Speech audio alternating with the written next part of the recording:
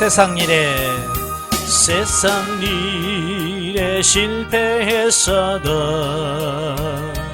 나는 절망하지 말라.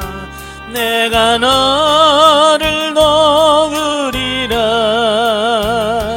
다시 일어서게 하리라. 질병으로 고통당해도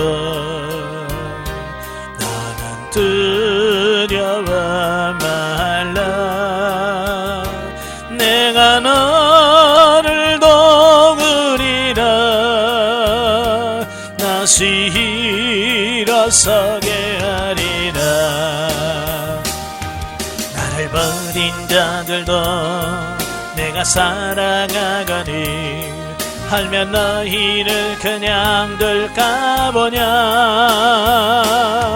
나는 너와 함께하는 너의 하나님 됨이니 그로 너를 손으로 붙들리라. 내가 너를 굳세게 하리라. 너를 크게 사용하리라. 너로 하여금 나를 증거하도록 내가 너를 도우리라. 환난 핍박 끊임없어도 너는 낭망하지 말라. 내가 너를 도우리라. 다시 일어서게 하리라. 참지 못할 슬픔이 있어도 기도하며 담대하라. 내가 너를 도우리라. 다시 일어서게 하리라. 감사 눈물 흘리며 믿음으로 간구하는 너의 기도를 내가 외면하랴. 나는 너와 함께하는 너의 하나님 됨이니 그로 너는 손으로 붙들리라. 내가 너를 굳세게 하리라. 너를 크게 사용하리라. 너로 하여금 나를 증거하도록 내가 너를 도우리라. 아멘. 기도하겠습니다. 은혜로우신 아버지, 오늘 우리를 사랑하셔서 귀한 훈련의 장소로 인도하시고 열왕기하의 말씀을 같이 나누게 하셔서 감사합니다. 여러 왕들의 기록을 바라보면서 우리 자신들을 살펴보며 우리가 돌이킬 건 돌이키고 바뀔 건 바뀌는 역사가 있도록 성령님 도와주옵소서. 시정을 맡겨오며 예수님의 이름으로 감사하며 기도합나이다. 아멘. 네, 이 시간에는 우리 교재 241페이지 보시면 열왕기하 11장의 내용이 나와요.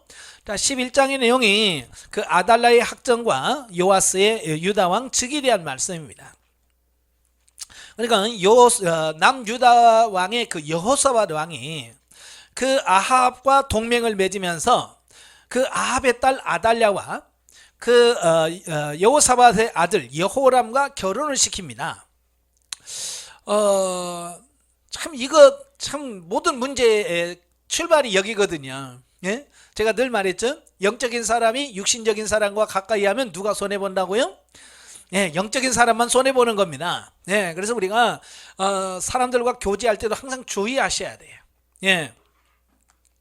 그래서 그 여호람은 그 여호사밧의 뒤를 이어서 왕이 된 지 8년 만에 40살 된 해에 죽어요. 예, 그리고 그의 아들 아하시야가 왕이 됐죠. 근데 아하시야가 왕이 됐지만 그 아하시야가 그 예후의 반역 사건에 휘말려서 살해를 당하고 맙니다. 예, 그러니까 예루살렘에서는 아시아의 어머니였던 아달랴가 왕위 찬탈을 위해 자기 손자들마저도 몰살시킴으로써 다윗의 피를 이어받을 유다 왕족이 진멸되는 결과를 가져왔다라는 겁니다.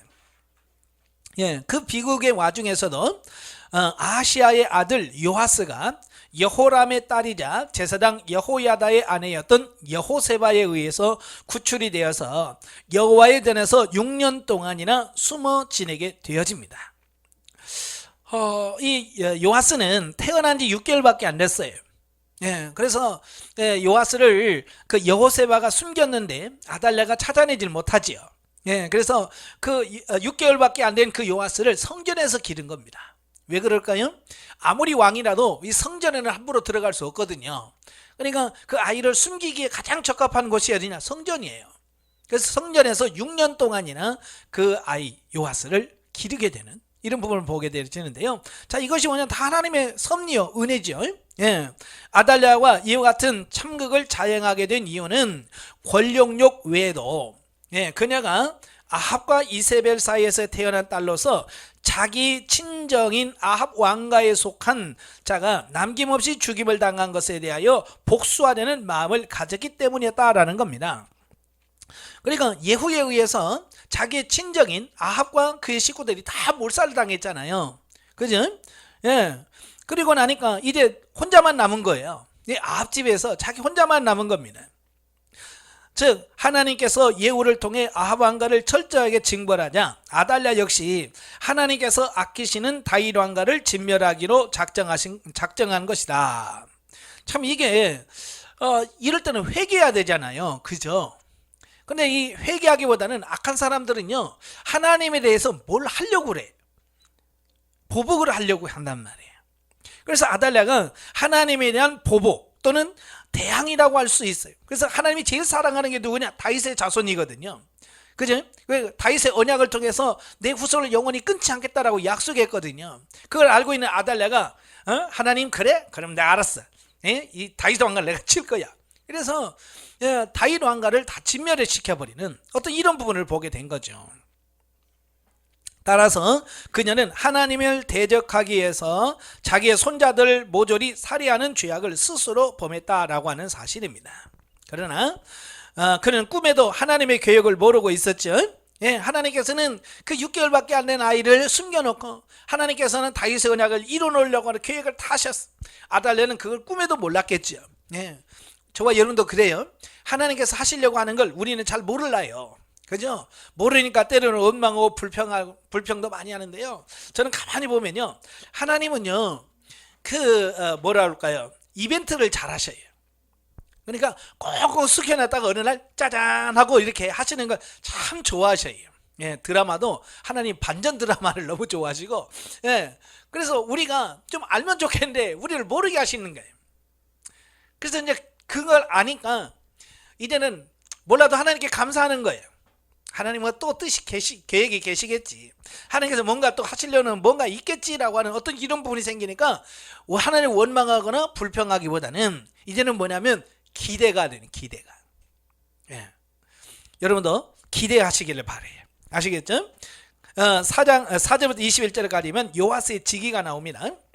여호세바에 의해서 구사일생으로 생후 6개월 된 생명을 건진 요아스는 아달랴의 눈을 피해서 6년 동안 여호와의 전에 숨어 지내다가 7살이 되던 해에 제사장 여호야다의 도움으로 아달랴로부터 왕위를 되찾게 됩니다. 왕가의 회복을 꾀하던 제사장 여호야다는 그 아달랴의 악정 아래서 유다 왕국의 죄악과 우상숭배가 만연해가는 것을 더 이상 묵과할 수가 없어서 백부장들과 군중 호위병들에게 요아스 왕자의 생존을 알리고 그들의 지지를 받아서 요아스의 즉위식을 거행하게 되어집니다. 얼마나 치밀하게 했을까요? 그렇죠? 만약에 여기서 들키거나 발각이 되면 다 죽을 수 있잖아요. 그리고 모든 계획이 수포로 돌아갈 수 있잖아요. 그래서 철저하게 비밀로 이걸 진행하죠. 뒤늦게 이 사실을 알게 된 아달랴는 요아스의 즉위를 반역으로 규정하지만 아무도 그녀의 말에 귀를 기울이지 않았고, 결국 그녀는 여호와의 전 밖으로 내어 쫓긴 후에 죽임을 당하게 되었고요. 다윗 왕가의 회복에 주도적 역할을 한 제사장 여호야다는 유다 왕국의 만연해 있는 바알 숭배를 척결하기 위한 종교 개혁에 착수하는 그런 부분이 나옵니다. 자, 본문에 나타난 그 제사장 여호야다의 의로운 행위는 요아스에 대한 개인적 동정심이나 다윗 왕가에 대한 충성심 때문에 혁명을 일으킨 것이 아니라 언약 백성의 정통성을 회복하고 여호와 신앙의 순수성을 유지하기 위한 것이라는 사실을 알 수 있다. 예.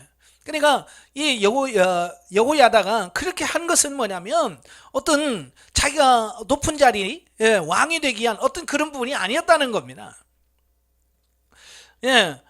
그러니까 주로 이제 북이스라엘은 반역을 했다. 그러면 자기가 왕 되려고 반역을 하는 거잖아요. 그죠? 그래서 왕가를 죽이고 자기가 왕이 되는 겁니다. 뭐 물론 남유다도 몇 번의 그 반역 사건이 일어나긴 해요. 바로 이제 요아스도 나중에 죽고 죽임을 당하고 아마샤를 왕이 되는 경우가 있고요. 또 므낫세의 아들 아몬도 죽고 요시야가 왕이 되는 어떤 이런 부분이 있긴 해요. 그러나 남유다의 반역과 북이스라엘의 반역은 근본적으로 달라요. 북이스라엘은 지가 왕되기 위해서 하지만 남유다는 뭐냐면 여호와의 신앙, 정통을 지키기 위한, 하나님 말씀도 살려고 하는 몸부림이었다라고 하는 것이죠. 자, 저와 여러분도 마찬가지예요. 개혁을 해야 돼요. 예, 그래서 우리가 개혁하는 목적은 뭐예요? 다른 게 아니에요. 내가 뭐 육신적으로 잘 먹고 잘 살기 위한 개혁이 아니라 우리의 개혁은 뭐예요? 우리가 하나님 앞에 바르고 진실하게 살려고 하는 겁니다. 그러니까 이런 개혁의 목표가 달라야 돼요.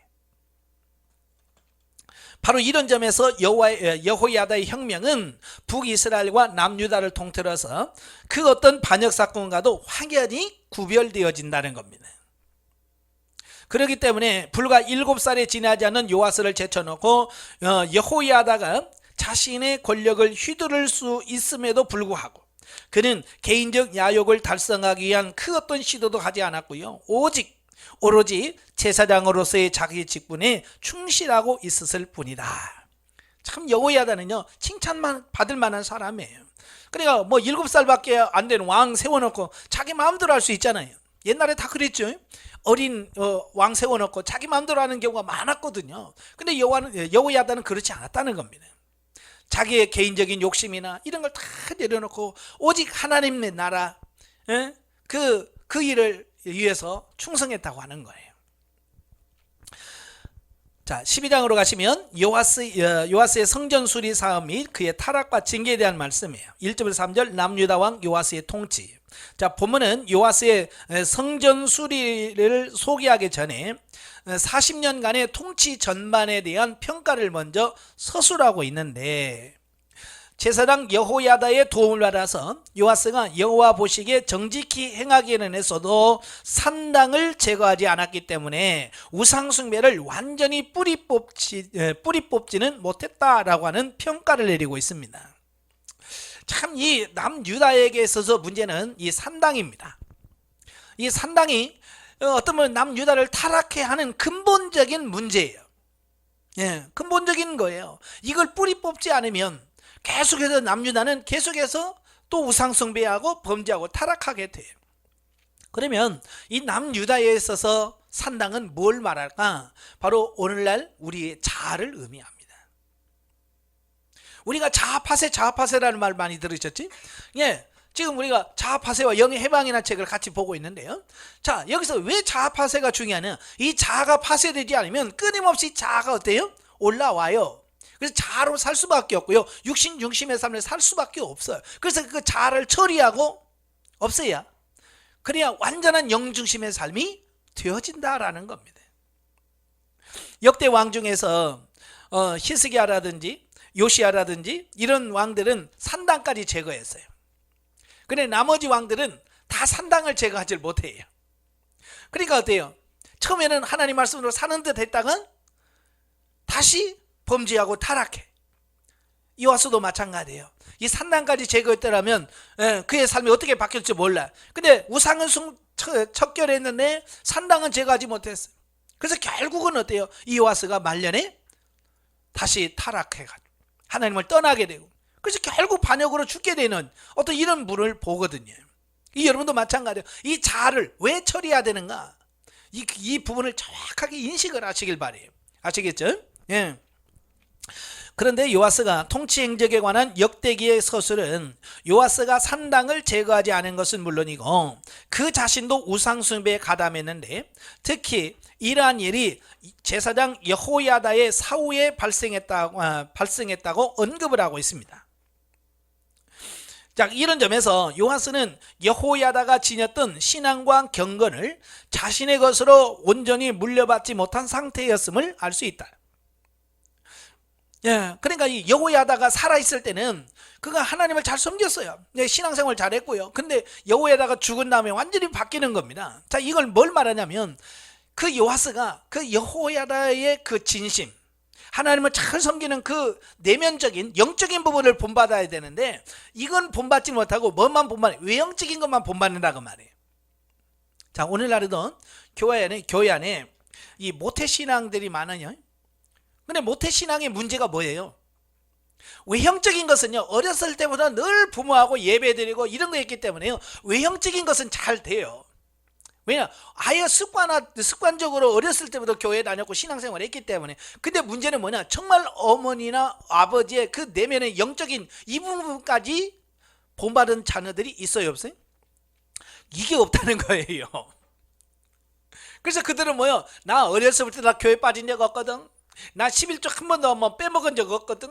난 어렸을 때 봉사 이렇게 했거든. 어떤 그런 부분에 매여서 자기 자신이 대단한 믿음의 수준에 있다라고 착각해 버리는 겁니다. 이게 외형적인 거예요. 바로 요아스가 여호야다와 함께 수년 동안 같이 있어 어렸을 때부터 늘 말씀을 들었고 하니까 자기가 대단한 줄 알았어요. 근데 여호야다가 죽고 나니까 어때요? 금방 무너져 버리는 거예요. 그러니까 모태신앙이 뭐예요? 자기 아버지나 어머니 그 살아계셔서 같이 신앙생활 때는 열심히 해요. 그죠? 근데 그 부모님이 돌아가시면 지금까지 부모님만 따라했던 그 삶, 이게 자기가 직접 하나님을 만나고 하나님께 기도하고 이런 게 없었잖아요. 그냥 부모님 따라서 가서 봉사하고 부모님 따라서 가서 기도하고 이랬는데 그게 없어져 버리니까 어때요? 갈 방향을 잃어버리는 거죠. 그러니까 자녀들에게 우리가 스스로 기도하고 스스로 하나님을 만나는 것을 훈련시키시고 그걸 놓고 기도하셔야 돼요. 그냥 나 따라서 교회 다니니까 아이고 우리 애들은 믿음이 좋아. 여러분 가면 언제 바뀔지 몰라요. 그래서 내면적인 부분까지 잘 하셔야 된다는 얘기예요. 따라서 성도들은 믿음의 주요 온전케 하신 예수님께서 이 땅에 계실 때 보여준 삶의 모범과 가르침 철저히 본받아 실천하는 자들이 되어야 한다는 교훈을 주고 있다. 그러니까 우리가 내면적으로 진짜 변화되지 않으면 우리가 언제 무너질지 모르는 이 부분을 보게 됩니다. 4절부터 이제 16절은 요아스의 성전술입니다. 40년간에 걸친 요아스의 통치 행적 가운데서 가장 주목할 만한 사건이 뭐냐? 바로 우상 숭배자 아달랴에 의해서 회파된 성전을 복구하는 거였습니다. 자, 성전을 수리하기 위해서 먼저 요아스는 제사장들의 주관하에 모든 일을 맡겼으나 23년이나 지나도록 진척이 되지 않았다. 이건 뭐예요? 왕이 제사장들에게 야 성전 수리해, 회파하는 거 무너진 거 고쳐라고 말을 했음에도 불구하고요, 제사장들이 움직이질 않는 겁니다. 하려고는 안 해. 왜 그럴까요? 이 제사장들의 신앙과 열정이 다 식어버렸다는 겁니다. 복지부동이란 말 들어보시죠? 공무원들이나 이런 사람들이 이제 오랜 그 공무원 생활하면 아예 이제 꼼짝도 안 해요. 위에서 아무리 뭐래도 안 움직이는 어떤 그런 상태를 복지부동이라고 그래요. 그러니까 왕이 성전해라. 원래는 왕이 말하기 전에, 그죠? 왕이 말하기 전에 자기들 스스로가 이거 성전이 무너져서 안 되겠구나, 고쳐야지. 그래야 되는데 왕이 말했음에도 불구하고 안 해. 그게 뭐냐? 영적으로 식어버리면 그래요. 자, 여러분도 그러죠? 이 하나님을 사랑하는 열정이 식으면요, 아무리 기도하시오, 기도해야 돼, 기도해야 살아요 라고 해도 안 움직여. 심지어는 끌어다 놔도 안 해. 근데 그게 문제라고 말이에요. 왜? 식어버려서 완전히. 그래서 여러분들이 신앙이 식어지지 않도록 어떻게 해야 돼요? 계속 불을 떼야 돼. 아시겠죠? 계속해서 내가 기도해서 스스로 기도해서 이 영적인 이런 부분이 식어지지 않도록 해놔야 여러분이 어때요? 끊임없이 할 수 있는, 하나님 뜻대로 살 수 있는 이런 부분이 되어진다 그 말입니다. 그래서 요아스는 모든 백성들의 적극적인 동참을 유도하는 조처를 새롭게 취함과 아울러 성전 수리의 책임을 제사장이 아닌 전담자에게 맡겼다. 그리하여 백성들에게 헌금된 돈을 오로지 성전 수리 외에는 다른 용도로 사용하지 못하게 함으로써 비로소 뜻한 바대로 일을 진척시킬 수 있었다라고 하는 사실입니다. 왜 그랬을까? 그러면 왜 그러면 제사장들이 그렇게 돈까지 줘가면서 빨리빨리 해라 그래도 왜 안 했을까? 뭐 여러 가지 의미가 있겠습니다만은 아마도 이 아달랴 시대 7년 동안에 제사장들이나 레위인들에게 돌아갈 어떤 몫이 없었다라고 하는 거예요. 여러분 성도들도 그러잖아요. 성도들 신앙이 있고 열정이 있어야 11조도 하고 감사헌금도 하지, 신앙이 다 식으면 감사헌금도 안 해요. 그죠? 아달랴가 우상을 숭배하고 뭐 하나님에 대해 관심도 없는데 백성들이 알아서 11조가 할까요? 점점 식어지는 거예요. 그래서 백성들이 11조도 안 내. 그러니까 어때요? 점점 제사장의 삶에서 뭐요? 쪼들리겠죠. 만약에 이제 목회하는 여러분들에게 성도들이 헌금 안 하면 어떻게 돼요? 점점 사례비가 줄게 되고, 사례비가 줄면 어때요? 생활에 어려움을 겪게 되죠. 아마 지금 아달랴가 통치하는 한 7년 동안에 그런 생활을 오랫동안 살았을 거예요. 그러다가 이 아달랴가 죽고 나서 이제 조금 이제 조금 백성들 헌금도 하고 이제 살만한 한 거죠. 이 어찌 보면 제사장들은 하나님의 일보다는 지금 뭐가 앞서냐? 그래 나부터 좀 먹고 살아야 되지 않냐? 어떤 그런 부분이겠죠. 그러니까 돈이 있으면 어떻게 하겠어요? 성전 수리하는 것보다 먹고 사는 게 바쁘니까 거기다 써버렸겠죠. 아마 그랬을 가능성이 커요. 자, 한편 이와 같은 요아스의 성전 수리는 아사왕이 여호와의 단을 중수한 이래 처음 있는 일로서 아달랴 통치 기간 동안에 만연해 있던 우상 숭배의 풍조로부터 유다 백성들의 관심을 여호와 종교로 돌리고 성전 중심의 신앙생활을 하도록 만드는 데 크게 기여했던 것으로 평가된다. 그러니까 아무도 성전에 관심이 없는데 요아스가 성전을 수리하고 고침을 통해서 이제 백성들의 관심을 하나님께로 돌이킬 수 있는 어떤 이런 터닝 포인트가 됐다는 겁니다. 특별히 제사장들의 주관하에서 진행된 1차 시도가 무의에 그치고 모든 백성들의 자발적인 동참을 유도함으로써, 자발적인 동참은 뭐예요? 성전 문 앞에다가 헌금함을 만들어 놓는 겁니다.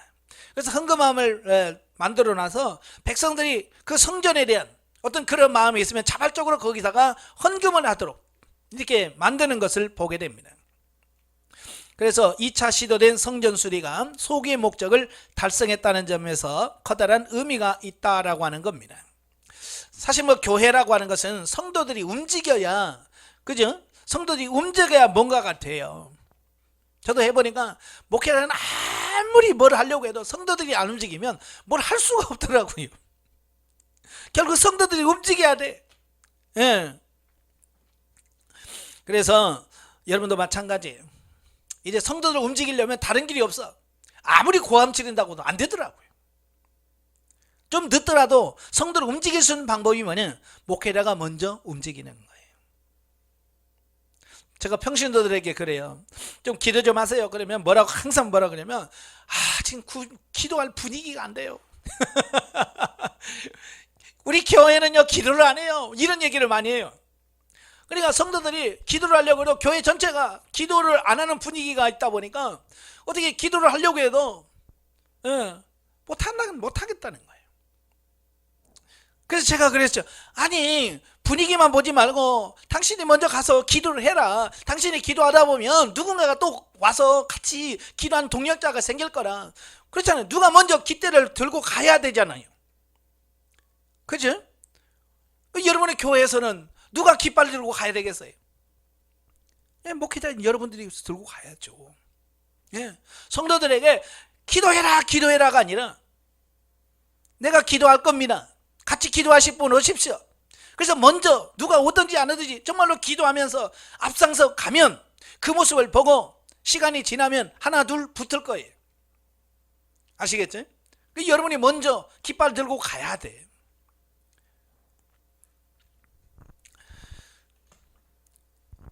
자, 17절부터 21절까지 보면 아람왕 하사엘의 침공과 요아스의 죽음에 대한 말씀이에요. 자, 보면은 요아스의 통치 후반기에 발생한 사건으로서 개혁자 여호야다 제사장이 죽은 뒤에 요아스는 여호와의 전을 버리고 아세라 목상과 우상을 섬겼기 때문에 하나님의 진노가 임했다라고 하는 겁니다. 그러니까 여호야다가 죽고 나서 이 요아스가 하나님을 바라봐야 되는데 하나님을 바라보지 않고 사람 눈치를 보기 시작하는 거예요. 참 이게 요아스가 실패한 원인이에요. 오늘 우리 목회자가 가장 중요한 게 이거예요. 우리는 하나님의 눈치를 봐야 돼요. 그죠? 하나님의 눈치, 하나님께서 뭘 원하시는가? 그래서 하나님의 뜻에 맞춰서 해야 되는데 자칫 잘못하면 목회자가 누구 눈치 보게 되냐면 사람 눈치 보게 돼요. 성도들 눈치 본단 말이에요. 그래서 성도들 눈치 보면 그때부터는 교회가 이제 교회다워지지 않는 겁니다. 그러니까 타락할 수밖에 없는 겁니다. 왕이 하나님만 보고 갔는데 여호야다가 죽고 나서 하나님은 안 보고 이제 사람 눈치로 신하들 눈치를 보는 겁니다. 예? 그러니까 점점 사람들 백성들의 눈치를 보면서 그들의 비율을 맞추기 시작하는 겁니다. 그래서 그들이 뭘 좋아하나 그랬더니 이거 우상 숭배를 참 좋아하네. 그래서 만들어 이렇게 돼버리는 겁니다. 오늘 우리도 마찬가지입니다. 성도들 기도하라면 좋아해요 싫어해요? 싫어하죠. 그러면 기도 적당해요 괜찮아요. 그러면 성도들이 얼마나 좋아하겠어요. 그죠? 바로 이제 그런 거가 똑같은 거예요. 성도들이 좋아하는 쪽으로 맞춰가면 안 된다 그 말이에요. 성경에서 하나님이 뭘 원하시는가 여기다 초점 맞추셔야 돼요.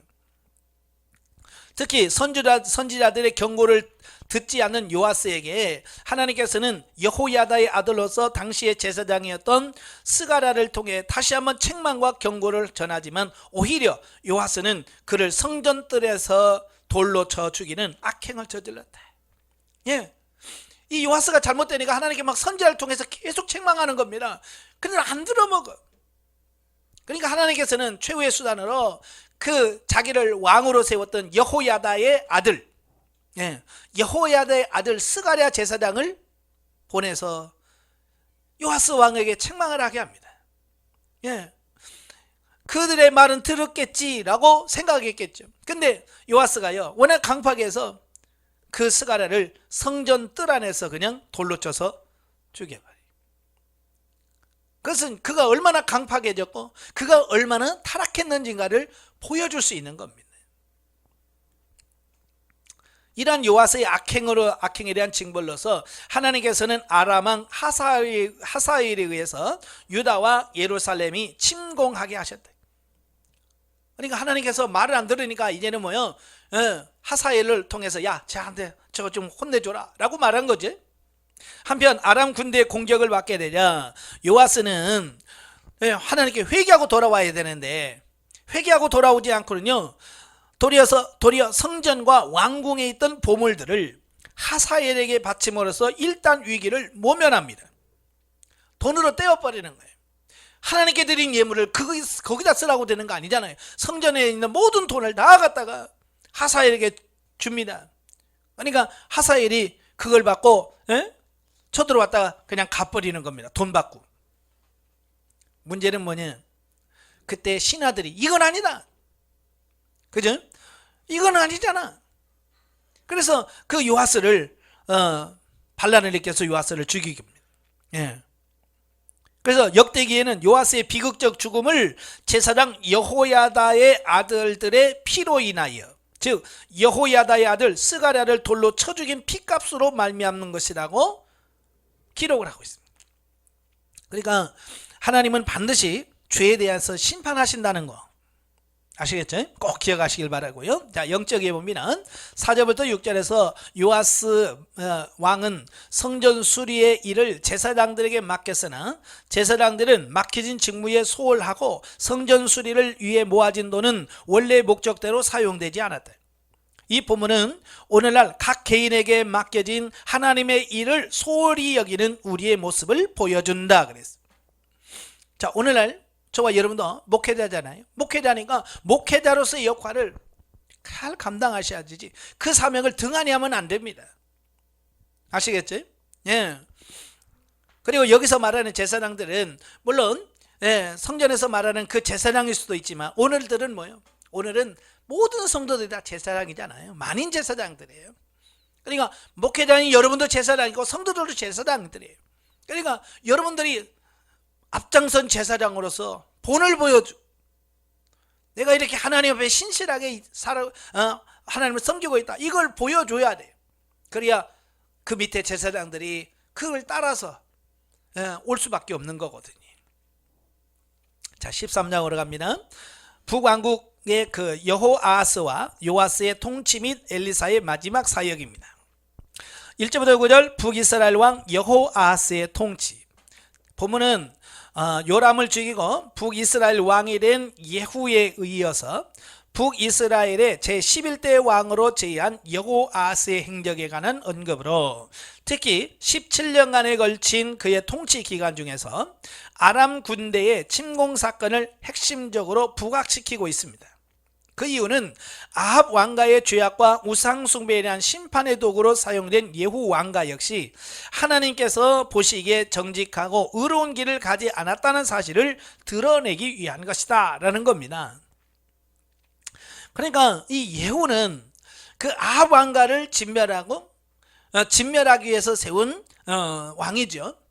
자, 그러면 아합 왕가를 진멸했으면 어떻게 해야 돼요? 자기도 변화돼야 되죠. 이들이 왜 망했지? 우상숭배하고 하나님을 떠나서 이렇게 범죄하니까 하나님께서 심판하셨구나. 나는 하나님을 잘 섬겨야 이래라고 하나님께서 심판하라고 하신 거거든요. 근데 예후는 그 아합 왕가만 진멸했지 자기는 개혁을 안 해. 그러니까 진정한 개혁은 나로부터 시작되는 겁니다. 나부터 해야 돼. 근데 예후 왕가는 아합의 집을 심판하는 것은 잘했지만 내부에서의 개혁은 일어나지 않은 겁니다. 자기 안에서의 개혁은 없었던 거예요. 그래서 하나님으로부터 징계를 받을 수밖에 없었다라고 하는 겁니다. 오늘 우리도 마찬가지입니다. 다른 사람을 고치고 다른 사람을 치유하고 이런 거 중요하죠. 그러나 중요한 것은 나부터 해야 돼요. 그래서 고린도전서 9장 27절에 보면 사도 바울이 뭐라고 그래? 내 몸을 쳐서 복종케 하면 남을 전파한 후에 내가 버림을 받을까 두렵다 그랬어요. 사도 바울이 늘 자기 자신을 쳐서 복종시켰어. 왜요? 다른 사람을 내가 구원해서 다른 사람 구원할 수 있지만 내가 하나님으로부터 버림받으면 나는 의미가 없다는 거예요. 그래서 내가 하나님 앞에 바로 서야 된다는 겁니다. 그래서 자기 자신이 하나님 앞에 바로 설기 위해서 어때요? 자기 몸을 날마다 쳐서 복종시켰다. 여러분도 마찬가지예요. 목회자가 잘못 이해하면 막 성도들을 막 책망하고 왜 기도 안 하냐고 막 하면서 정작 자기는 자기 개혁을 놓치는 경우가 많아요. 그렇죠? 자기 개혁을 못하면 성도들은 어떻게 변화시켰다고는 할지는 모르지만 결국 내가 하나님 앞에 버림을 받을 수 있다는 겁니다. 그래서 마태복음 7장 22절 23절은 정말 여러분 가슴에 새기셔야 돼요. 주여 주여 하는 자마다 다 천국에 갈 거 아니라는 겁니다. 내가 선지한 것도 했고요, 귀신도 쫓아내고요, 내가 많은 기적을 행했습니다 라고 해도 주님 뭐라고 그래? 난 너를 도무지 알지 못하노래. 그 중에 여러분 들어가면 안 돼. 그 중에 들어가는 사람이 누구냐? 자기 개혁을 등한히 한 사람들이에요. 자기는 개혁 안 하고 다른 사람만 고치려고 막 했던 분들, 정말 주님 앞에 가면 난 너를 모른다라고 하는 그런 무서운 심판을 받게 됩니다. 여러분 자기 개혁부터 하십시오. 아시겠죠? 나부터 바꾸셔야 돼. 비록 북이스라엘에서 바알 우상은 제거했지만 여로보암이 만든 금송아지 우상을 숭배하는 죄악에서 떠나지 않았던 예후의 본을 받아 그의 아들 여호아스도 여호와의 보시기에 악을 행하며 금송아지 숭배에 빠졌다라고 하는 사실입니다. 아까 제가 말씀드렸죠? 그 남유다의 신앙의 그 문제는 산당을 처리하지 않은 것이라고 그랬죠? 남유다는 산당을 처리하지 않음으로 인하여 계속해서 문제가 발생해요. 그럼 북이스라엘의 문제는 뭘까요? 예, 북이스라엘을 범죄케 하고 타락하게 하고 하나님과 멀어지게 하는 건 뭐냐? 금송아지예요. 여로보암이 만들었던 금송아지예요. 보세요. 왕이 바뀌어도요 절대 그거 포기 못하죠. 예, 예후도 마찬가지예요. 바알 우상까지는 잘했어요. 근데 금송아지를 처리를 못하는 거예요. 그래서 결국 금송아지 때문에 다시 북이스라엘이 타락하게 되고 범죄하게 되고 하나님을 떠나서 그의 예후의 후손들도 5대 만에 망하게 되는 이런 부분을 보게 되는 거예요. 그러니까 남쪽이나 북이스라엘이나 모두가 다 이 자아 처리. 예, 북이스라엘은 금송아지가 자아고요. 남유다는 산당이 자아라고 보시면 돼요. 그러니까 어쨌든 우리가 자아를 처리해야지. 자아를 처리하지 못하면 안 된다. 이걸 보여주고 있습니다. 따라서 하나님께서는 아람왕 하사엘과 베나닷으로 하여금 북이스라엘을 침공하도록 만드셨습니다. 이게 좋은 말로 말을 안 들으니까. 그래서 이 외적의 침략을 통해서 하나님의 심판의 메시지를 전하는 거죠. 결국 아람의 압제를 견디다 못한 아하스는 하나님께 간구할 수밖에 없었고 결국 하나님의 도우심으로 고통에서 벗어날 수 있었지만 어려움에 벗어나자 다시 죄악과 우상숭배에 빠진 여호아스로 인하여 북이스라엘 왕국은 그 세력이 급격히 쇠퇴해지고 말았다. 그러니까 하나님께서 그들에게 기회를 주신 거거든요. 여호아스가 너무 힘드니까 죽겠으니까 하나님 앞에 도움을 요청합니다. 그래서 하나님께서 그것을 건져주셔요. 근데 문제가 해결되니까 어때요? 다시 하나님을 버리고 다시 가는 것을 보게 돼요.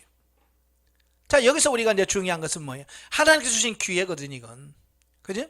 하나님께서 그들에게 주신 기회예요. 근데 그 주신 기회를 놓치면 안 되는 거죠. 예. 그 옛날에 보면 그 장터에 가면 그 약장사들이 항상 쓰는 말이 있어요. 날이면 날마다 있는 게 아닙니다. 그러잖아요. 기회라고 하는 것은 날이면 날마다 주어지는 게 아니에요.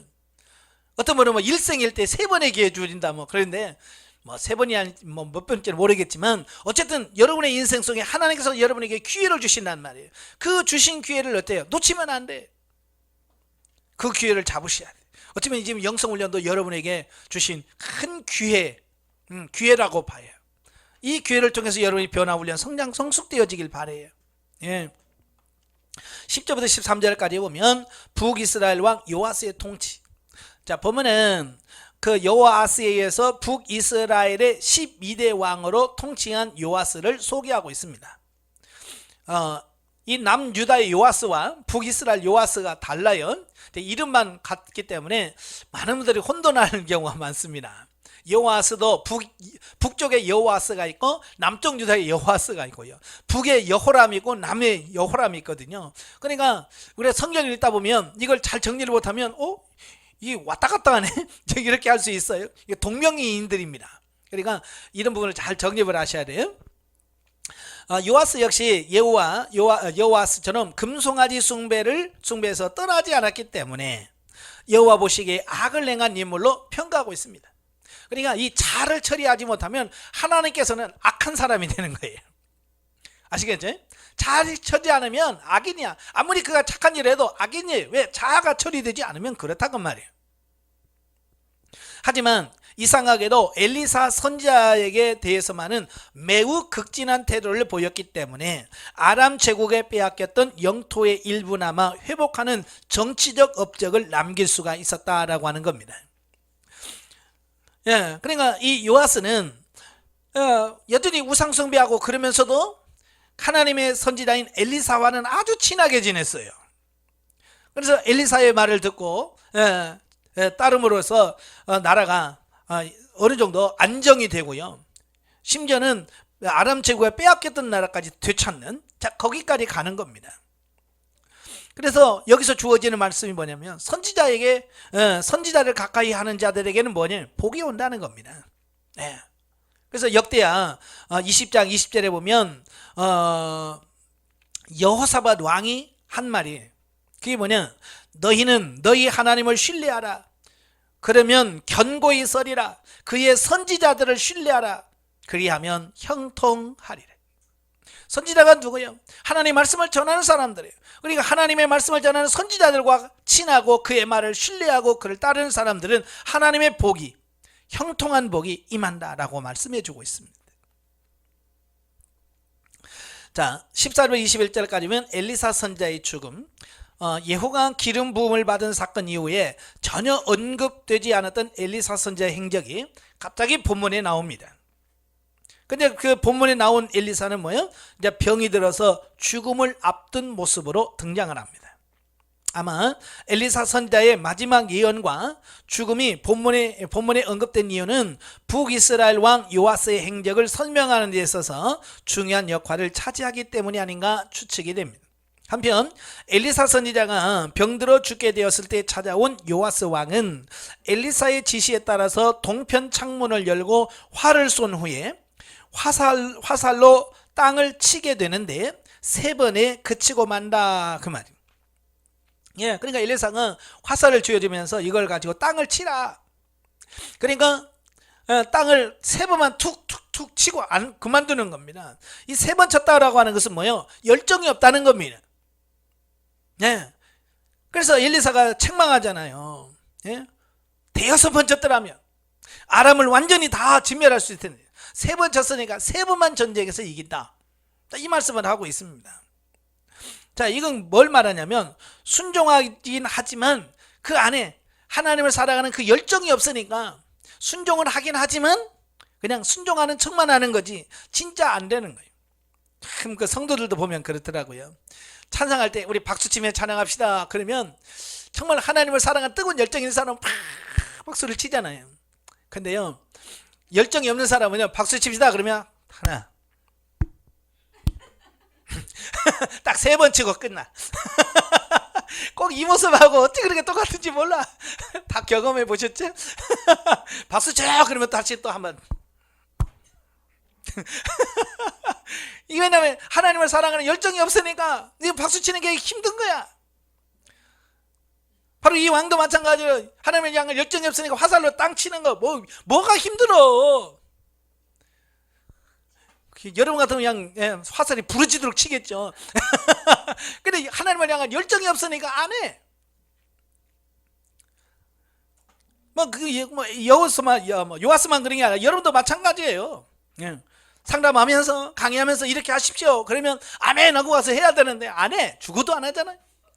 100번씩 물어라. 죽어도 안 해요. 물으면 호랑이가 잡아가나 귀신 잡아가나. 예? 죽어요? 100번 물으면 죽어요? 죽기 싫어서 안 묻는 거예요? 왜냐? 우리 안에 이 하나님을 향한 뜨거운 열정이 있어야 돼. 열정이 없으니까. 예.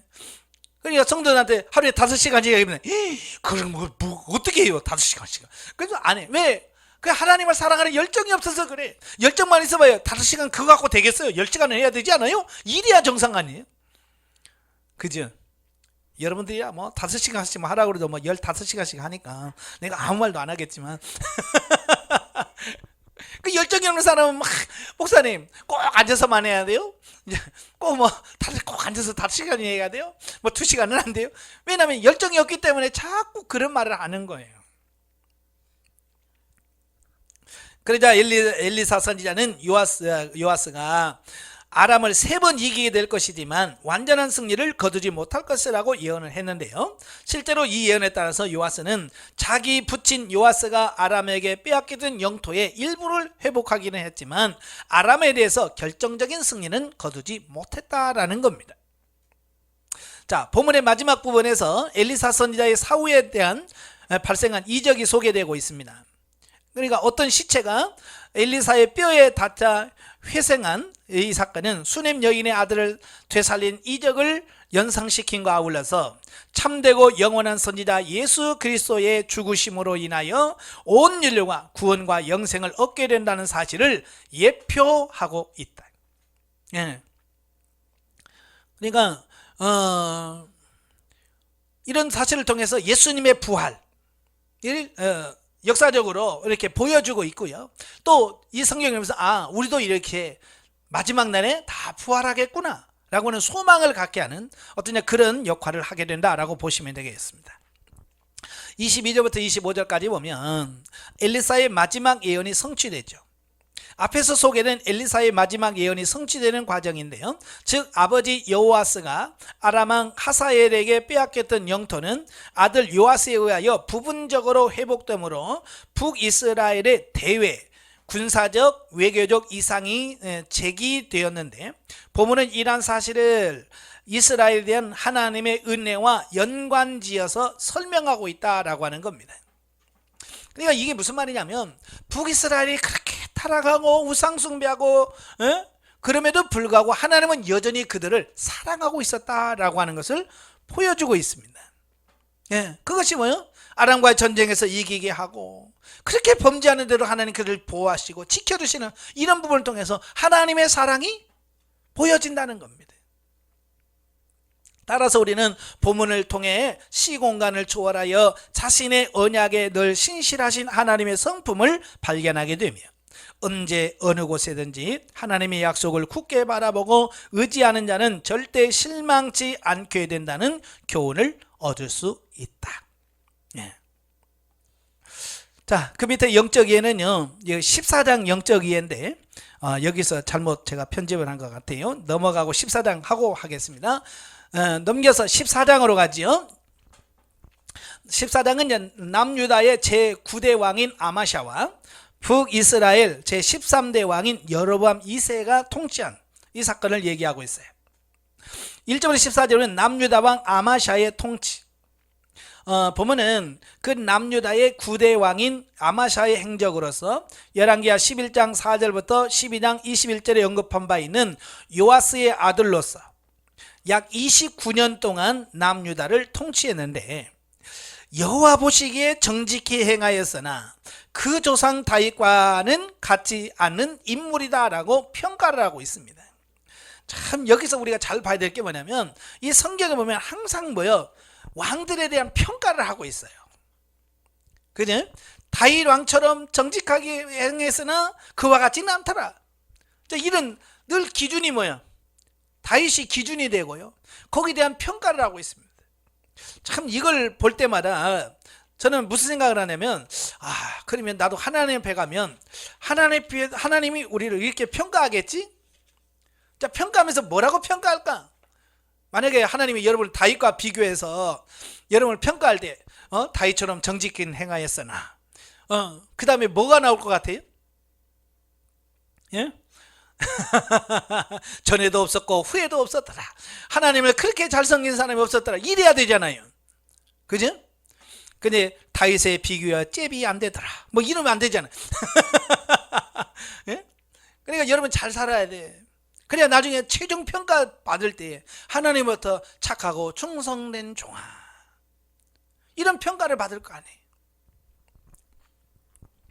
물론 이와 같은 평가를 받게 된 이유는 자기 아버지 요아스가 통치 후반기에 범한 우상숭배를 답습했기 때문이다, 그 말이에요.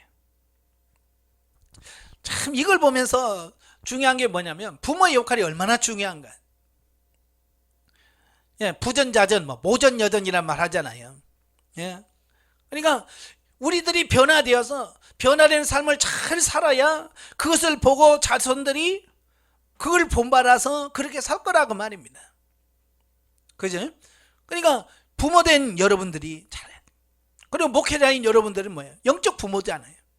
성도들의 영적인 부모예요. 성도들이 나이가 아무리 많고 적어도 어쩌면 그들은 여러분에게 맡겨진 약물이들 아니에요. 그죠?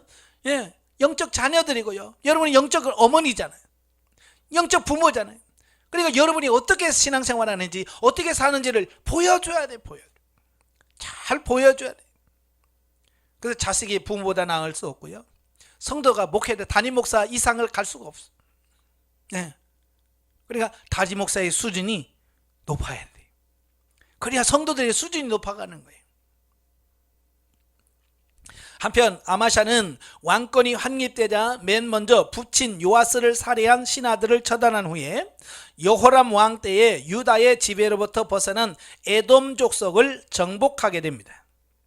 그리고 나서 바로 북이스라엘의 요아스 왕과 전쟁을 하게 되는데요. 그러니까 본문에는 그 전쟁 기사가 없지만 역대하 13장에서 이 전쟁 기사가 나와요. 근데 그 전쟁을 하게 된 이유가 뭐냐? 예. 그 이유가 뭐냐면 에돔 정복의 용병으로 동원됐다가 막상 전투에 참가하지 못하고 되돌려 보냄을 받은 북이스라엘 군사들이 유다 성읍들을 약탈하고 많은 사람들을 죽이자 아마샤가 북이스라엘 왕 요아스에게 선전포고를 하게 된 것이다. 물론 이런 아마샤의 태도 속에는 에돔에 대한 승리로 인해 갖게 된 교만이 감춰져 있었다라는 겁니다. 그러니까요, 이 아마샤가 에돔을 쳐서 정복하고 보니까요, 오, 나도 꽤 능력 있네. 예, 교만해지기 시작하는 겁니다. 사람들은 꼭 뭐가 잘 되면 교만해져요. 예, 그래서 이 아마샤가 교만해져 가지고요, 북이스라엘에게 야, 한판 붙자, 이렇게 되어진 거예요. 그래서 결국 동족 간에 벌어진 남북 전쟁으로 말미암아 아마샤는 북이스라엘 왕 요아스에게 포로가 되고 말았습니다. 남유다 왕국은 예루살렘 성과 왕궁과 성전이 약탈되는 최악의 상황에 빠지게 돼버려요. 아니, 그냥 가만히나 있지. 그렇잖아요? 가만히나 있으면 되는 걸 교만해가지고요, 괜히 전쟁 시비 붙어가지고 시비 전쟁했다가 다 빼앗기고. 그래서 뭐라고 그래? 성경에는 교만은 패망의 선봉이다 라고 말씀해주고 있어요. 목회자에게서도 정말 경계해야 될 게 뭐냐? 교만이에요. 예. 성도가 조금 많다고 교만하고, 좀 재정이 넉넉하다고 교만하고, 뭐 조금 잘한다고 교만하면 안 됩니다. 아시겠죠? 그래서 우리는 항상 하나님 앞에 겸손해서 하나님의 은혜입니다. 네. 하나님의 은혜입니다. 하나님의 은혜인 것을 감사하면서 사셔야 돼요. 15절부터 22절 아마샤의 죽음. 자, 본문에는 북이스라엘의 포로가 되었던 아마샤는 북이스라엘 왕 요아스가 죽은 후에 예루살렘으로 돌아와서 15년 동안이나 더 통치를 합니다. 예. 그렇지만 마침내 자기 아버지 요아스처럼 반역을 당해 비참한 죽음을 맞이하게 됩니다. 그리고 그의 아들 아샤라, 예, 다른 말은 우시아죠. 예, 우시아가 그 뒤를 이어서 유다를 통치하게 됩니다. 자, 여기서 역대기는 아마샤가 반역을 당해서 피살된 계기에 대하여 뭐라고 말하냐면 그가 여호와를 버린 일과 연관시키고 있다. 아니, 북이스라엘의 포로가 돼서 그렇게 고생했으면 정신 바짝 차려야 될 거 아니에요. 그죠? 포로가 돼서 그렇게 수치를 당하고 수모를 당했으면 내가 정말 하나님을 잘못 섬겼더니 이렇구나 라고 해서 정신을 바짝 차려서 해야 되는데 돌아와서도 제정신을 못 차리는 겁니다. 그러니까 백성들이 참다. 그죠? 15년 동안에 참았어요. 언제나 정신 차리나 그래도 정신을 못 차리는 겁니다. 그러니까 안 되겠다. 그래서 백성들이 반역을 일으켜서 그를 죽여버리는.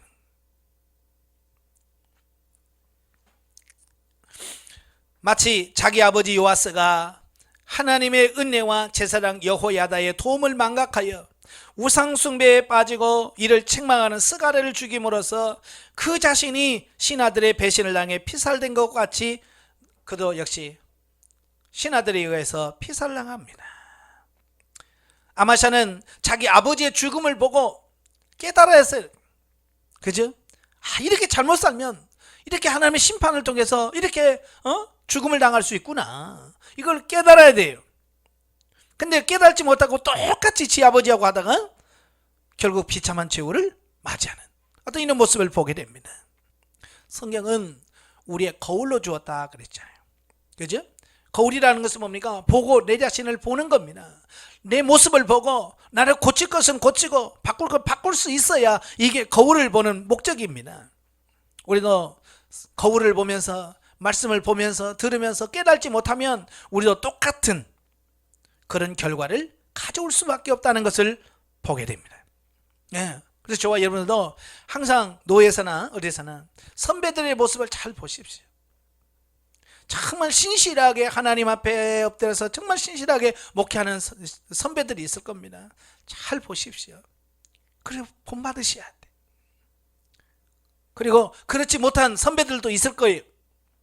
그래서 그 결과를 보면서 저렇게 목회하면 저렇게 망하는구나, 이걸 깨달아야 된단 말이에요. 그냥 정죄만 하지 말고 우리는 그냥 모이면 아유, 누구네 뭐 어쩌고 저쩌고 그 말만 하면 안 돼요. 우리는 꼭 말해놓고 꼭 그렇게 할 때는 똑같이 하더라고요. 그죠? 욕해놓고 자기도 똑같이 해. 그러면 안 되는 거예요. 뭐 옛날에 뭐 시집살이 했다고 시어머니 욕하던 자기도 똑같이 시집살이 시킨다잖아요. 그러니까 여러분도 남 흉보지 말아요. 여러분도 똑같이 그렇게 할 가능성이 커요. 그렇기 때문에 좋은 것은 본받고 좋지 않은 부분이 있으면 그걸 통해서 각성해서 나도 저러면 안 되겠구나. 그래서 여러분의 삶을 날마다 바꿔가는 삶을 사셔야 돼요. 자, 23절 29절에 보면 북이스라엘 왕 여로보암 2세의 통치. 자, 보면은 북이스라엘의 13대 왕 여로보암 2세의 행적으로 그는 북이스라엘 왕국의 역사에 있어서 가장 오랜 기간인 41년 동안 통치하였고, 또한 다윗 시대와 비교될 만큼 강력한 통치력을 행사하고 영토 역시 북이스라엘 역사상 가장 넓게 확장했지만 그에 대한 행적이 겨우 7절에 그치고 하나님 보시기에 악을 행한 인물로 평가되고 있더라라고 하는 겁니다. 이러한 사실은 성경이 단순한 이스라엘 역사나 유대 민족의 족보를 기록한 것이 아니라 천지 창조에서부터 최후 심판의 날까지 언약 백성들의 구속사를 기록한 것이라는 점을 일깨워주고 있으며, 성경 기록자들은 세상의 역사가들과 같은 관점에서 기술하지 않고 구속사적 관점으로 매사를 기술하기 때문이다. 따라서 성경의 독자들 또한 본문을 해석하고 이해함에 있어서 바로 이 점에 염두를 두어야 합니다. 자, 이게 무슨 말이냐면 이 북이스라엘에 있어서 여로보암 2세, 왜 여로보암 2세라고 하냐면 북이스라엘 최초로 건국한 사람이 여로보암이잖아요. 이름이 똑같은 사람이에요. 그래서 이걸 구분하게 해서 나중에 왕된 여로보암을 구분하게 해서 여로보암 2세다라고 이렇게 이름을 붙여놓은 거예요. 사실 여로보암 2세는요 대단한 사람이에요. 세상적으로 보면, 육신적으로 보면 정말 대단한 사람이에요. 물론 왕도 41년 북이스라엘 왕 중에서 제일 길게 왕노도 했지만 정치적으로나 외교적으로나 모든 부분에서요 최고의 전성기를 구가한 왕이에요. 다윗 시대만큼, 다윗 시대만큼이나 정말 다윗과 솔로몬 시대만큼이나 영토도 다 빼앗겼던 거 다 빼앗고요. 또 무역업을 통해서 돈도 많이 벌어가지고 나라도 잘 살게 만들었어요. 그래서 세속사로 기록했다면 엄청나게 많은 기록을 했을 거예요. 왜? 업적이 많으니까. 그런데 성경은 딸랑 7절로 써놓고요. 뭐라고 그래요? 하나님 보시기에 악을 행했더라, 이렇게 평가를 해버리는 거예요. 자, 이런 걸 통해서 우리가 깨달을 게 뭐냐면 성경 하나님의 평가와 사람의 평가는 분명히 다르다, 이걸 인식하란 말이에요. 그러니까 세상에서 아무리 성공하고 출세해도 하나님 앞에서는 뭐예요? 그건 아무것도 아니에요. 그러니까 우리가 세상에서 출세하려고 많이 노력하잖아요. 그죠? 세상에 출세해서 내가 총회장도 해보고요, 내가 뭐 대통령도 해보고요. 하나님 앞에서 그 얘기 해봐야 뭐 먹혀겠어요? 어쩌라고 하나님 그러잖아요. 내가요 대통령 됐었거든요. 그거 어쩌라고? 아무 의미 없다는 거예요. 하나님이 인정하는 것은 네가 대통령이 됐고 뭘 했고 뭐 재벌이 됐고 이건 의미가 없다는 거예요. 네가 하나님 앞에서 어떻게 살았냐. 하나님의 평가의 기준은 딱 하나예요. 하나님 앞에서 네가 어떻게 살았냐, 이게 평가의 기준이지 외적인 이런 부분의 평가의 기준이 안 된다고 말이에요. 아시겠죠? 그래서 우리 목회자에게 이걸 깨야 돼. 꿈을 깨야 돼. 어떤 꿈이요? 세상적이고 막 이것 때문에 화려한 이런 것들 있잖아요.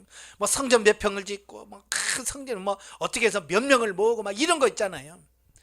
그런 건 꿈이 깨셔야 돼. 그래봐야 하나님이 아무것도 인정 안 해. 내가 정말 변화되어서 정말 하나님 앞에 영적으로 바르게 산 것만 하나님께서 기억하시고 그것으로 평가하신다는 겁니다. 참 그걸 내려놓으니까요 그렇게 평안해요. 자유해요. 옛날에는 막 그 성도 숫자 아이고 아직도 이거밖에 안 돼 막 그러면서 그 숫자에 막 매이고요. 말이 더 큰 데로 이사 가야 되는데 맨날 목회하면서도 거기다 신경 쓰니까요, 그게 부담이 되는 거예요. 그래서 성도들에게 무리하는 겁니다. 헌금하시오, 11조 하시오. 왜? 그래야 나도 빨리 교회 옮기지 막 이러면 그러니까 성도들에게 말씀대로 살려고 가르치는 것이 아니라 어떻게 해서라도 내가 꼭 이렇게 뭐라고 그래, 뺏어서 뭐 이렇게 헌금해가지고 나도 좀 이렇게 하려는 그런 시도가 있는 거예요. 그러지 마세요. 그러니까 지금은 그런 게 없으니까 너무 자유로워요, 목회가. 네. 여러분 자유하시길 바래요. 예. 자, 한편 41년간에 걸쳐서 북이스라엘 통치한 여로보암 2세가 본문에 나타난 바와 같이 하맛 어귀에서부터 아라바 바다까지, 즉 남쪽으로는 홍해의 아카바반까지로부터 북쪽으로는 유브라데 강 근처까지 영토를 확장할 수 있었던 것은 당시 국제정서와 결코 무관하지 않다. 다시 말해서 오랫동안 북이스라엘을 억누르고 있던 아람 제국이 아수르에게 침공당하여 수도 다메섹까지 점령당하는 틈을 이용하여 여로보암 2세는 다윗과 솔로몬 시대 영토를 대부분 회복할 수 있었다는 것이다. 저는 이제 성경을 보면서 예전에 이해가 안 됐던 게, 아니 여로보암 2세 이는 나쁜 놈인데 왜 이 왕한테는 이렇게 복을 주시고 왜 이렇게 잘 되게 하시냐, 그게 잘 이해가 안 됐어요. 예. 아마 여러분들 성경 읽으면서 잘 이해가 안 될 거예요. 근데 하나님께서 북이스라엘 여로보암 2세가 그렇게 악한 왕임에도 불구하고 하나님께서 그에게 그런 복을 주셨다고 하는 것은 뭐냐, 그가 착해서가 아니라 그저 하나님의 사랑, 하나님의 자비, 그걸 말하는 거예요.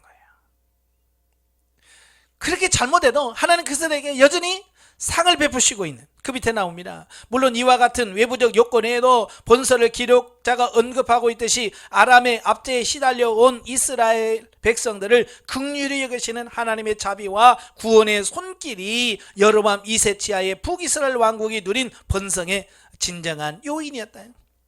예. 하도 아람에게 고생당하니까 하나님께서 아이고 불쌍한, 좀 살아봐라. 그래서 하나님께서 잠시 누리게 하시는 이런 부분이라고 볼 수 있는 거예요. 그게 하나님의 은혜로 주었는데 그걸 그들이 또 교만해서 타락하는. 그래서 이게 또 금방 여로보암 죽자마자 나라가 완전히 박살납니다. 예. 그러니까 은혜를 기억하지 못하면 줘도 그게 진짜 복이 안 되는 것을 보게 돼요. 자, 247페이지로 가시면 아까 영적에 봅니다. 맨 밑에 23절 29절에 보면 여로보암 2세의 치적에 관한 내용이 나온다. 그 시대는 북이스라엘 왕국 가운데 가장 번성한 때였다. 여로보암 2세는 선왕의 죄를 그치지 않았음에도 권세를 누렸던 것은 전적으로 하나님이 이스라엘을 긍휼히 여기심으로 보호하셨기 때문이다. 예. 오늘날도 마찬가지로 성도가 죄 가운데서도 하나님의 징계를 받지 않는 것은 하나님의 오래 참으심으로 그들에게 돌이킬 기회를 주시기 때문이다.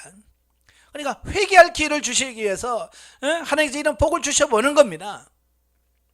그러나 우매한 자는 은혜를 깨달지 못하고 하나님을 경외치 않으므로 하나님의 진노를 쌓게 되는 이런 부분을 보게 돼요.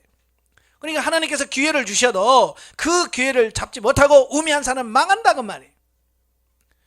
오늘도 하나님이 여러분 기회를 주셨을 때 그 기회를 잊지 말고 꼭 잡으시기를 바랍니다. 자, 15장으로 갑니다. 예, 남왕국 두 왕국과 북왕국 5왕의 통치가 나옵니다. 1절에서 7절 남유다 왕 아샤라의 통치. 보면은 유다의 왕들 중에서 가장 오랜 기간 동안 통치한 아샤라의 행적으로 일반적으로 우시야라는 이름으로 더 잘 알려져 있습니다. 아사라는 약 52년간 남유다를 통치했는데요, 초기에는 선지자 스가랴의 도움으로 하나님 보시기에 정직히 행하였기 때문에 블레셋을 정복하고 암몬으로부터 조공을 받는 등 국력을 강성케 만들었습니다. 하지만 스가랴 선지자가 죽은 후에는 몹시 교만해져서 자신이 제사장의 직무까지 행하려 하다가 하나님의 징벌로 인하여 나병에 걸려 별궁에 격리된 채 그의 아들 요담으로 하여금 섭정케 할 수밖에 없는 처지가 되고 맙니다. 자, 여기 보면 왕이 할 일이 따로 있고 제사장이 할 일이 따로 있단 말이에요. 그죠? 그래서 각자 일만 하면 돼. 근데 이 교만하니까 이 우시아가 네? 그 자기가 왕으로 다 하는데요. 아니, 성전에다가서 폼나게 말이죠. 분양까지 하면 좋겠는데 이걸 못하게 만드는 거예요. 그래서 그것도 해보고 싶은 거예요. 야, 내가 왕인데 이것도 못하냐? 이제 그렇게 된 거예요. 이건 하나님께서 분리시켜 놨잖아요. 왕의 역할은 통치, 제사장은 그 성전에서 봉사하고 섬기는 그걸 분리시켜 놓은 거거든요. 근데 이걸 본인이 하겠다는 겁니다. 여러분도 마찬가지예요. 목회를 하다 보면 목회자가 할 일이 따로 있고 장로가 할 일이 따로 있고 평신도들이 할 일이 따로 있어요. 그래서 그 역할을 잘 감당을 하셔야 되는데, 저도 가끔 놓치는 게 뭐냐면 목회자가 평신도 할 일까지 다 하는 경우가 많아요. 예, 그게 나쁘다는 얘기가 아니라 없으면 어쩔 수 없죠. 뭐 성도가 하나도 없는데 뭐 나는 목사니까 청소 안 해, 그럴 수 없잖아요. 그죠? 해야죠. 청소도 해야 되고요. 뭐 밥할 사람 없으면 밥도 해야 되죠. 그러나 주 목적이 뭐냐는 거예요. 밥이 아니고 청소가 아니고 우리 하나님의 말씀을 잘 전하는 게, 이게 어찌보면 최고의 우리가 해야 할 일이거든요. 근데 가끔 보면 부수적인 것 때문에 너무 시간 뺏겨서 정말 해야 될 이 부분을 놓치는 게 문제라고 말이에요. 그러니까 청소하고 밥 한 일하고 설교 준비를 못했다, 뭐 이러면 말이 안 되는 거잖아요. 그죠? 그래서 우리가 해야 할 일, 이걸 잘 깨닫고 하셔야 돼. 따라서 이란 아사랴의 행적은 자기 할아버지 요아스가 제사장 여호야다의 생전에 비교적 선정을 베풀다가 여호야다가 사후에 죽은 후에 죄악과 우상숭배에 빠진 모습과 매우 유사하다. 자, 이게 무슨 말이에요?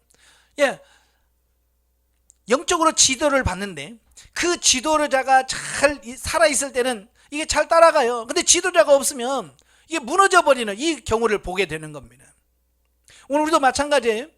영성훈련 받으면서 상담받고 훈련 받을 때는 잘 돼. 근데 훈련 받고 수료하고 나서 나가서 지도를 안 받으면 금방 무너져 버리는 이 부분을 보게 되는 거예요. 정말 안타까운 거예요. 저도 예전에 서울에서 하면서 훈련을 해서 15년, 20년 전에 저에게 강의 듣고요, 훈련 받으셨던 분들 참 그때 좋았었거든요. 근데 시간이 한 10년 지나고 나면요, 그분들이요 죽겠다고 연락이 와요. 예? 바닥에서 팍 박히면서 힘들어요. 그래서 이 관계를 계속 유지 잘 하면서, 그죠? 앞으로 여러분도 마찬가지예요. 수료했다고 땡이 아니라 수료하고서도 종종 대화도 하고 영적인 지도도 받고, 자, 그래서 이런 부분들이 잘못되어진 부분이 있으면 고치고 그러셔야 돼. 예, 그러면 이게 무너지지 않아요. 그렇지 않으면 금방 무너져요. 이 아샤라도 마찬가지예요. 스가랴 선지자가 있을 때는 스가랴 선지자의 도움을 받아서 잘했지만 스가랴 선지자가 죽고 나니까요 금방 변질돼 버려요. 그러므로 본문에서 우리는 어려울 때 하나님을 찾고 의지하는 것도 중요하지만 평안할 때 하나님께 감사하며 주님의 뜻에 합당한 믿음과 삶을 유지하는 것은 훨씬 더 중요하다는 교훈을 줍니다. 어려우면 누구나도 기도하고 하나님을 찾아요. 자, 그런데 평안할 때가 그렇지 않다는 겁니다. 그래서 저와 여러분은요 평안할 때도 기도하셔야 돼요. 어려분이 와서 저한테 그래요. 예? 어려울 때는 기도가 되고 평안할 때는 기도가 안 된대요.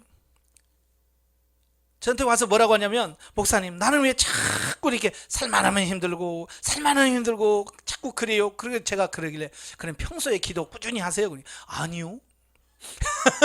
자기는 꼭 어려움 당해야만 기도 안 되는 거야. 꼭 힘들어야만 기도 안 되는 거야. 제가 그래서, 그러면 그렇죠. 예.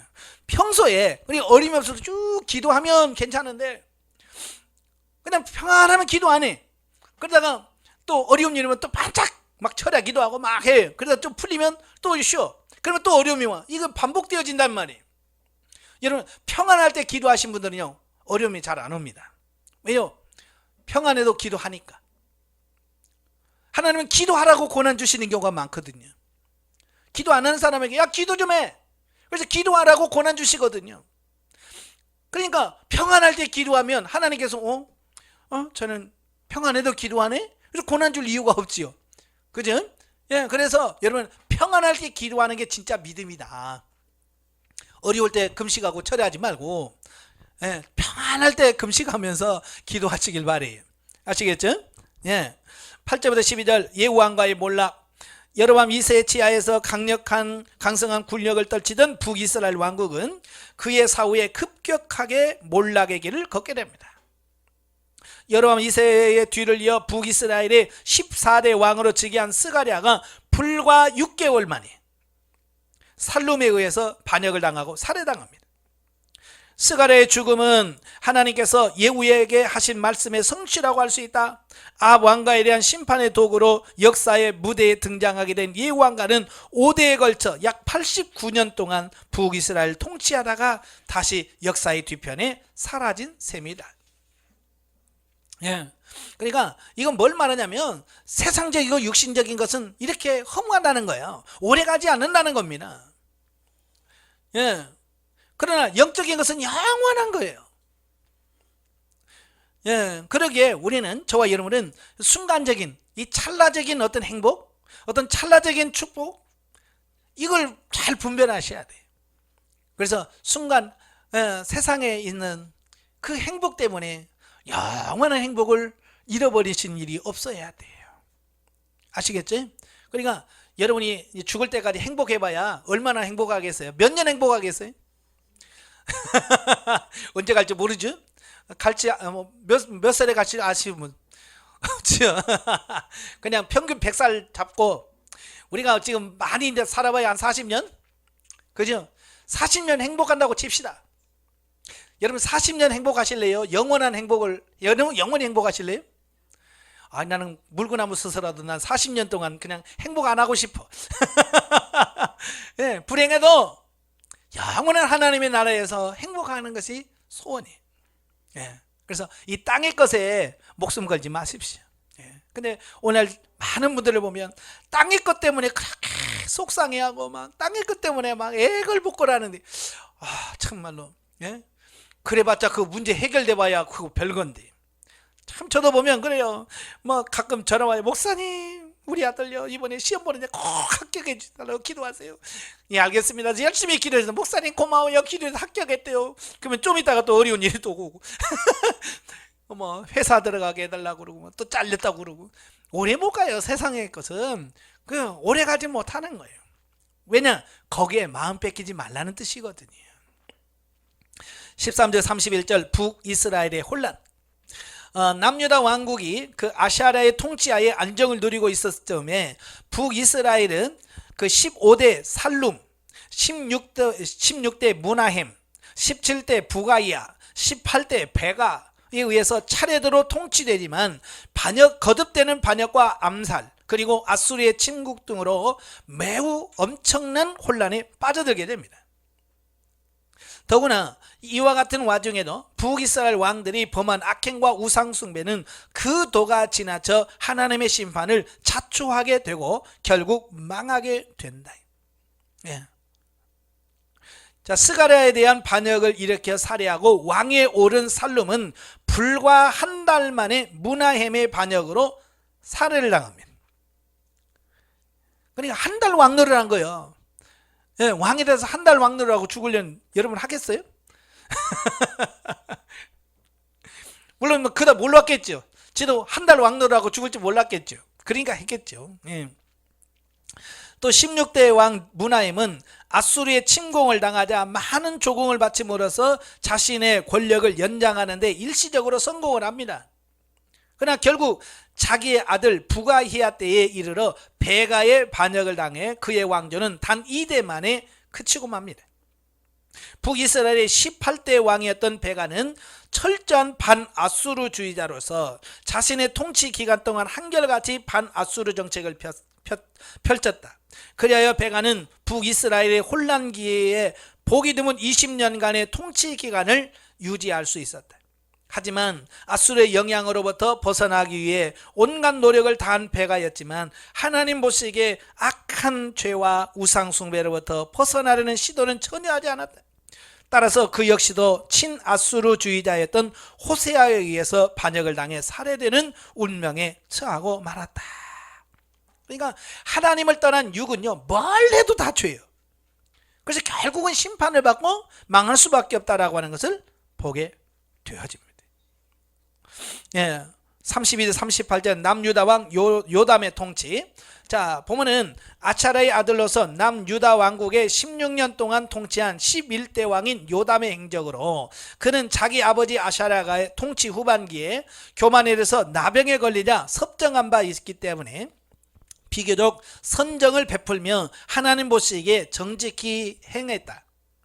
예, 그러니까 아버지가 징계를 받은 걸 보고 정신 좀 차린 거죠. 아이고, 나도 잘못했다가 저렇게 되겠네 라고 하는 것을 받았기 때문에 그는 두려워했다는 겁니다. 그런데 문제는 백성들의 고질적인 우상숭배 풍조는 근절하지 못했고, 따라서 아람과 북이스라엘 침공을 당하는 징벌을 받았다는 겁니다.